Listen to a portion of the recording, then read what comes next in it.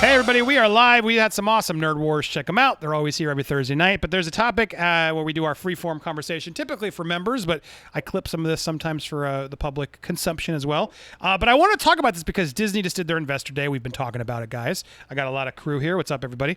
Overall, I'd say they did pretty well. Wouldn't you say they did well? I feel like they released a lot of Star Wars, Marvel, Pixar, a lot of stuff. Whether it'll beat Netflix, I don't know, but they definitely have a lot of IP and some big budget stuff over the next couple years that I think will get people more excited, but they still have a long way to go. They need to do way more content than even they're premiering right now. That said, HBO Max did their big thing, and I think it's important to note, everybody, Disney clearly pre-taped all of this, or at least a whole lot of it before that announcement. I'm suspecting, because you could tell a lot of that was produced, a lot of it was going on, graphics and things they were making.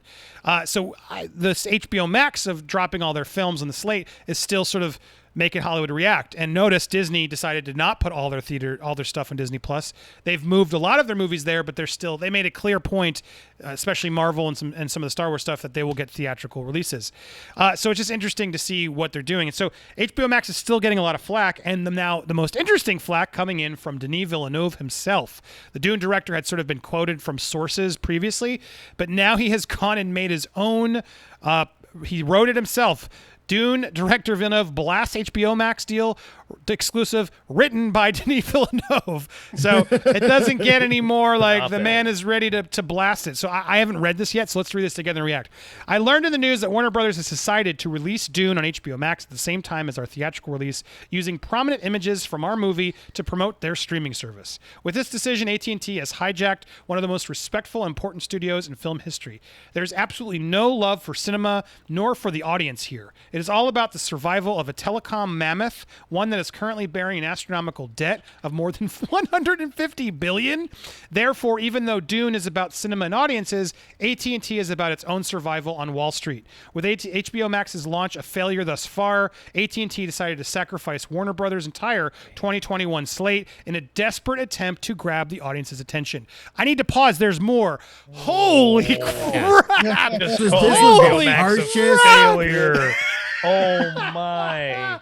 This is scorched. I thought Nolan was scorched earth. This is 10 levels more than scorched earth. Yeah. And the movie's not out. He's like, F you. And was he going to walk off the movie now? I mean, anything is possible at this point. Holy crap. But the start is what gets me. He said, I learned about it in the news. They didn't even tell him. He learned about it when he saw his images up and reading the paper. Promoting. That is ridiculous. Hey, Dune's on HBO Max. Subscribe today. And he's like, what? I didn't agree to that.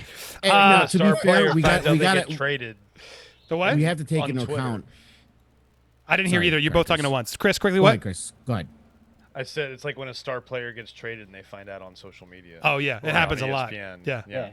Lunga, quick. We do got to take into account too that he has a lot writing on this. Yeah. There's planned sequels. There's a series on HBO Max that he's also directing and producing. He has a lot writing on this, and if this movie ends up not being financially viable because of this, it could kill all the future plans for it. Correct. And this is why you got to get your talent involved, because the talent is key. That's why Netflix removed Chappelle's Show. Because they could have kept it and made money, but why did they remove it? Why is Netflix winning? Because Chappelle now is going to make them even more money in the future, giving them so many more specials and shows, and probably a new sketch show, because Netflix knew talent is the key. at&T doesn't know how to work with talent. It's becoming clear, and everyone's like, I'm going to get movies. Who cares? You guys are missing the point. This will crush the industry the movies studio. It's such a bad move on HBO Max's part, and good on Villeneuve for just putting it all out. I love that he's literally, they're in mammoth debt, and he's just revealing all this. This is all just a quick move. This isn't for audiences or fans. They are just trying to make their money back. And so let's keep going. Warner Brothers' sudden reversal from being a legacy home for filmmakers to the new era of complete disregard draws a clear line for me. Filmmaking is a collaboration reliant on the mutual trust of teamwork, and Warner Brothers has declared they are no longer on the same team. Streaming services are a positive and powerful addition to the movie and TV ecosystems. Facts. But I want the audience to understand that streaming alone can't sustain the film industry as we knew it before the pandemic.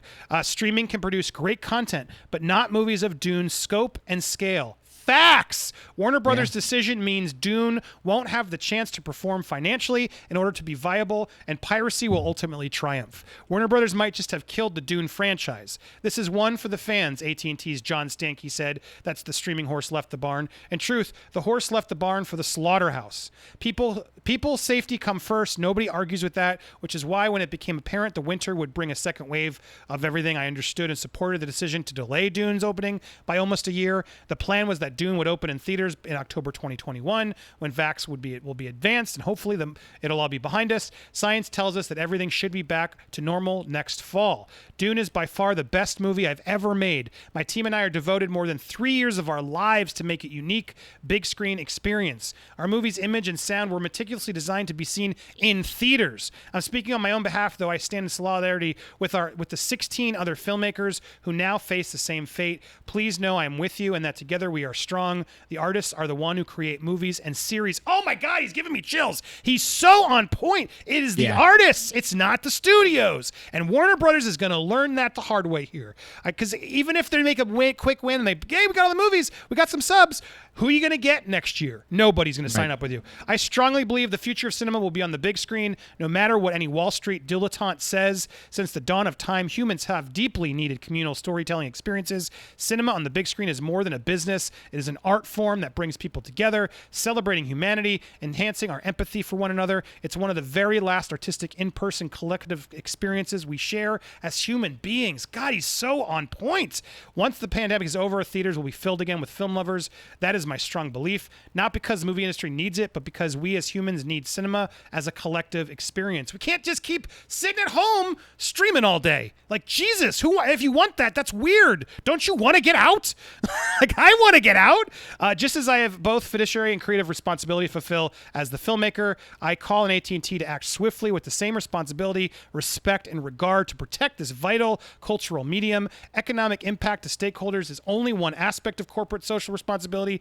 Finding ways to enhance culture is another. The movie-going experience is like no other. In those darkened theaters, films capture our history, educate us, fuel our imagination, and lift and inspire our collective spirit. It is our legacy. Long live theatrical cinema, Denis Villeneuve. Whew! Damn! All right, look, that's... doesn't get any worse than that. HBO Max has to be stewing right now. They did not probably expect this. They thought, well, they're going to throw some movie. But I love they're going out. Patty Jenkins is gone. I bet you she's going to get, she already started to get more vocal, and that movie is now being promoted. She has to do press. It's going to come up. This is not going to help sell. Now they can use the movies, and we did it. HBO Max is going to have to reevaluate this and figure out how do we get these directors on board. And they're not going to be on board. Let's be honest. This was a selfish, short-sighted goal. Panel, thoughts? I completely agree with his statement. And I'll tell you what's going to happen December 25th in Australia. Everyone's going to be eating their Christmas lunch while they download Wonder Woman 84 on a torrent and then watch it on their big screen television. This is what's going to happen on the 25th of December in Australia. I'm not even kidding. No one's going to go to the cinema on Christmas Day. They're going to download the movie, pirate it, and then watch it on their big screen. You're missing the biggest point. Because it's releasing internationally, it's going to get pirated even before it opens on Christmas Day. So I won't have to watch it on Christmas Day. I will be able to see it through a torrent. If I'm not supporting that, I'm not telling everyone to do that, but there will be high quality torrent options before the stateside release in Christmas. It blows my mind. I disagree that there's going to be high quality torrents before Christmas because it's not hitting a streaming service until Christmas. So you're not going to get those high quality torrents.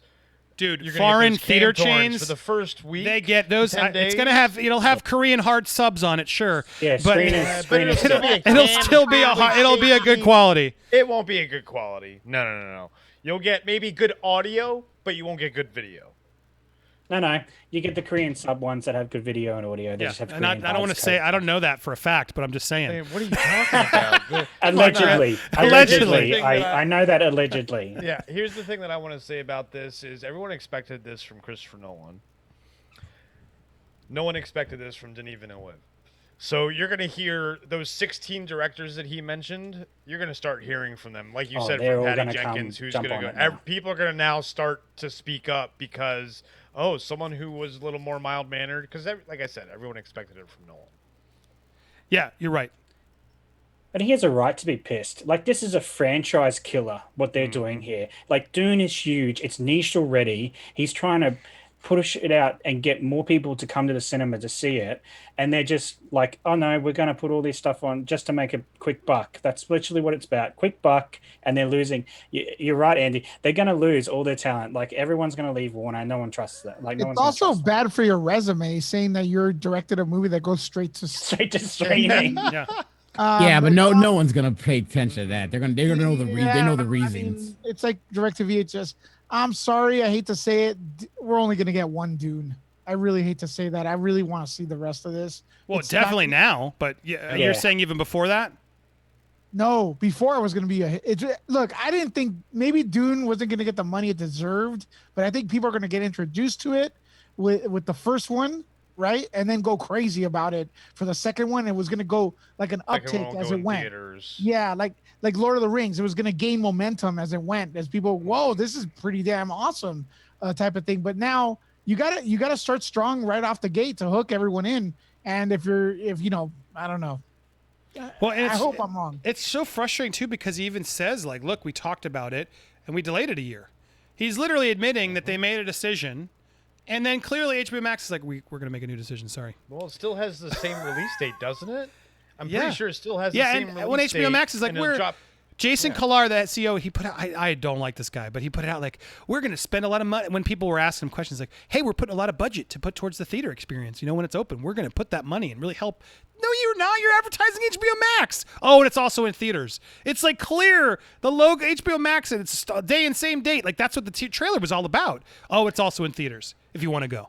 Like it's clear what they don't. I don't think they want people to go to the theaters. Like honestly, they don't want that. They need people to subscribe and watch it there. They're just fulfilling. Well, we'll give it to theaters too. They completely missed the mark. They could have done it if they'd done if they'd gotten away with like first month in theaters and then straight to HBO Max after maybe. But they still had to negotiate with the theaters.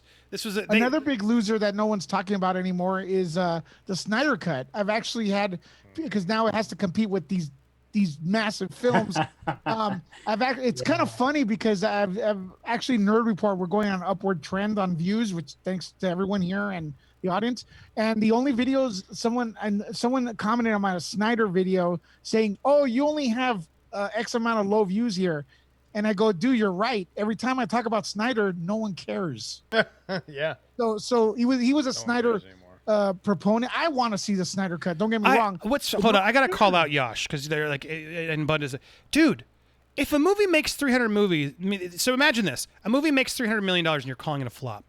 Imagine putting same movie on HBO Max and making $0 because that's what it's making. It's not making any money in the box office. Just because a movie flopped and made $300 million in the box office doesn't mean it didn't pick up more revenue when it went to Blu-ray, when it got syndicated to Netflix or whatever other licensing deals. Yes. You're missing the point, Yash and Bunda. There are multiple revenue streams. Getting a pot and filling your pot, even if you spent $400 million. If I spent $400 million in a movie, I want to make damn sure I at least got that $300 million back and only lose $100 and not lose $250, which is what they're legitimately risking right now. There's no guarantee they're going to get enough subscribers to pay back $300 million. Well, this is all like on data sheets to say, well, we're going to get this amount by this date, and then if we do this and this, and then by in 3 years, maybe we'll make the money back. Dude, the content's like $4-6 billion that they just put on HBO Max, thinking they're going to get that many subs. That's insanity. The numbers are. It's not that you do not need a big calculator or computing system to figure it out. When you think about where the goal for Blockbuster now is $1 billion movie, okay, and respectively is 600 to 800 million, right, for a movie of a budget size, you're never gonna make that back through subscribers. There's no way you're gonna make that kind of money through subscribers. It's just not gonna happen. Right, and it's like, Yash, I hear you in the chat. You're just being selfish. I'd rather watch it at home. Okay, well wait till it's on home. Wait till it's on home. Everybody gets the choice to get it on home later. If you want to go to the theaters, we wanted to do that too. It's called choice. If you don't want to go to the theaters, you don't got to go to the theaters. Wait till it's on video. Every Blockbuster movie looks like a Netflix movie. Yeah. And no one's... It drops on I don't want all movies. Exactly. You are not... Hold on, wait. Yash, Denis Villeneuve just said it, and he's so correct, and I'm so glad he said it because some people don't understand the industry. You will not get movies like Dune of its scale at home if they do this plan and they'd also all go streaming. They will not put that much money towards a movie that's supposed to be a franchise. There was talk, correct me if I'm wrong, guys, I thought there was going to be a TV series in addition to this in theory. No. There was like multiple revenues. They were going to do a bunch of stuff. This was a franchise, 2 films, another maybe a streaming series to go with those 2 films. None of that's going to happen now. Like this is not only that. I mean, look at the Batman and the Gotham series. Is that going to happen now? Yeah, it will. It's after the Batman. But what about the Dune? He had a Dune series. I mean, the way he sounded, he's like, unless something changes, he's not coming back to do the next Dune movie. That's what it sounds like. Yeah, he's done. Yeah.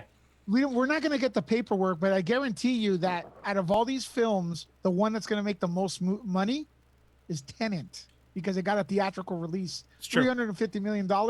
Now it's going to streaming. That's going to Blu-ray first, right? They're going to Blu-ray. They're going to sell some Blu-rays and VODs. Make more than all of them. Tiers of money, guys. That's how it works. And look, I can't watch in theaters. We get it. He just said it, obviously.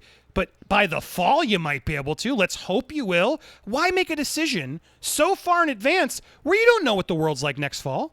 Like, this movie was coming out in the fall. Matrix is coming out in December. You're telling me Matrix wouldn't make $300-400 million at the box office easy? Oh my gosh! I mean, whether it sucks or not, it's going to make a fortune that still will help make back the money spent. Look, the reality is like going to buy it on Blu-ray or VOD or anything. There's no revenue streams. It's just the subs. First month, right. And then who knows if that sub came in because of Matrix 4 or the Snyder Cut or Fresh Prince reunion. You don't even know what they're buying it for. There's no way to track. Oh well, the ticket sale went to Dune. No. So how do you quantify if Dune was a worthy hit? You can watch it by streams and see what they're streaming, but does that mean they would have subscribed? Or it's keeping the subscribe? It's so much data that I don't understand it. Now, just to play both sides, like Netflix is making a ton of money. Like Netflix makes a ton of money they're starting to finally do it. And the math is, well, at a certain point, when you get so many subscribers and they're paying $20 a month, it does start acting better than even what theatrical revenue would do. That's what everyone's sights are on. But we're not there yet, and HBO Max isn't there yet, and to do it on the back of these filmmakers is a bad mistake. As he said, Denis Villeneuve, there are ways to do both. You can still do both. I don't understand it. Netflix pays a fortune to have Jurassic Park on their homepage. That is a movie that continues to make money, and if HBO owns Jurassic Park, they don't, but follow me, that is a valuable commodity that you have exclusively on your thing that you can always just have. So why not continue the windowing? Theaters, Blu-ray, VOD, put it on cable. Oh, you just sold to NBC for the Thanksgiving night special. There are multiple ways to make revenue on a movie. That's how people have done it forever. AT&T doesn't understand it. They're a software, telecom communication. Yep. They're only thinking internet, broadband. How do we do this? And Denis Villeneuve's pulling out. They're also in debt. So they swooped in and they're just like, hey, throw all these movies. Who cares? Throw them in. They'll get us subs. Then we can tell our shareholders, see, it's working. I think it's going to totally blow up in their face. Beyond that, you guys are ignoring all the talents running. Go ahead, Chris, as we wrap up. I have one. Well, it's kind of a hyphenated word about how AT&T does not know what they're doing, and that's Uverse. Does anyone remember AT&T? Oh, I had Uverse. It's and so they don't understand the entertainment industry at all. You're right. They're a telecommunications company. They should stick to phones. But I want to talk, like what Lewis was saying earlier, how Tenet made its money. That was worldwide. And Yash is going on about, the cinema's not going to open up maybe till next year anyway. That's the United States. All cinemas are open in Australia, like except for Victoria. Right. And people, and the other fact is, I've been to the theaters multiple times and I'm okay. Like that's another thing that, not to make this political, Yash, I think you're just scared of a lot of stuff. Like you're young. There's things you can do. Like you can do things safely. The theaters are practically empty. It's actually probably safer than going to Walmart. This is the reality. Or going to the gym, which is open. Like so, the reality is like I don't understand what we're doing. That we've set this fear and everything. It's not gonna be open. It's not gonna be open. That's what California's telling you. Rest of the world, it's different. It's not the same, and especially come the fall, it's going to be different. Avoid this whole political. But I so many things we could say. I know, and I'm trying not to go there because this is a political show. Believe what you want to believe, but Yash, don't speak for everybody. Is what the reality is. What I'm getting at. You can't speak for us all. Of the force. Now, okay, Michael Caraturo's. Don't be PC. Go to the theaters. Yeah. Look, look again. It's a choice, and I love that Denis Villeneuve said it. Look, safety first. He's right, and he's right. We don't know what's happening come fall. We don't. Stop anybody in the chat or me. None of us know. So to make a commitment that early on, is just a selfish move to sell subs. Lots more. Let's keep this conversation going, but I'm going to clip this because I want to release this because that is a fascinating, good for him for stepping it out. I think we'll see more. John Cho, he's really pissed because his movie with Lin-Manuel Miranda is out there. Denzel Washington's probably going to. There's a lot more on deck of people. Clint Eastwood. There's a lot of people who could come forward and start really throwing HBO Max under the bus. Stay tuned. We'll keep that for you. Thank you for watching. If you haven't already, hit that subscribe button. You can also hit it there in the top left. If you're watching live, don't go anywhere. We tape this live. We're live every Thursday. Thanks for watching. Watch these videos too. Thanks, everybody. Woo. And